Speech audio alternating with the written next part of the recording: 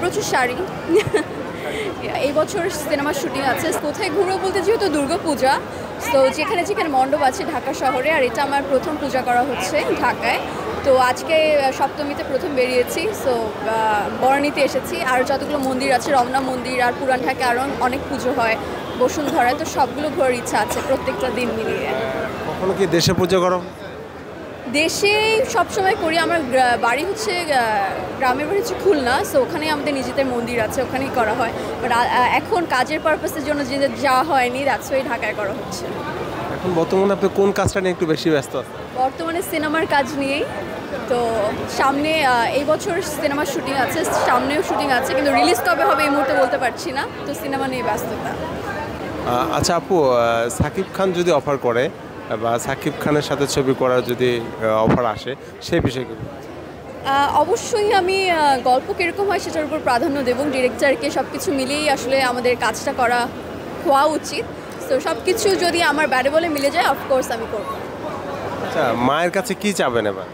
মায়ের কাছে এটাই চাওয়া, দেশের সকলের মঙ্গল কামনা করি আমি। কারণ নিজে ভালো থাকলেই তো আসলে ব্যাপারটা হয় না, সকলকে ভালো রেখে আপনিও যখন ভালো থাকবেন, আমিও যখন ভালো থাকবো, দেখবেন যে আলটিমেটলি আমরা সবাই ভালো আছি।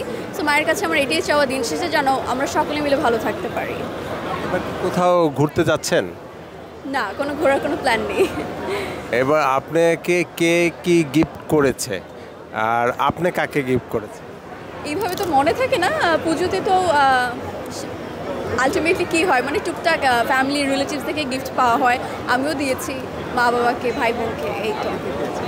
এই বছর সিনেমার শুটিং আছে। হ্যাঁ, গণা হয়নি। এরকম আমি পেয়ে থাকি, এখন এইভাবে কাউন্ট করা হয়নি অ্যাকচুয়ালি।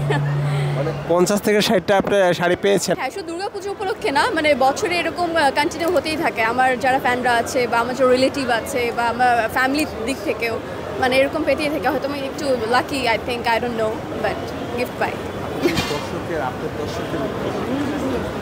দর্শকদের উদ্দেশ্যে বলতে চাই যে সকলকে শারদীয় পূজার অনেক অনেক শুভেচ্ছা। আর আমাকে প্রচুর ভালোবাসা এবং আমার পাশে থাকার জন্য সকলকে অনেক অনেক ধন্যবাদ। আমি প্রত্যেককে অনেক ভালোবাসি, আর বাংলা সিনেমার সাথে থাকবেন।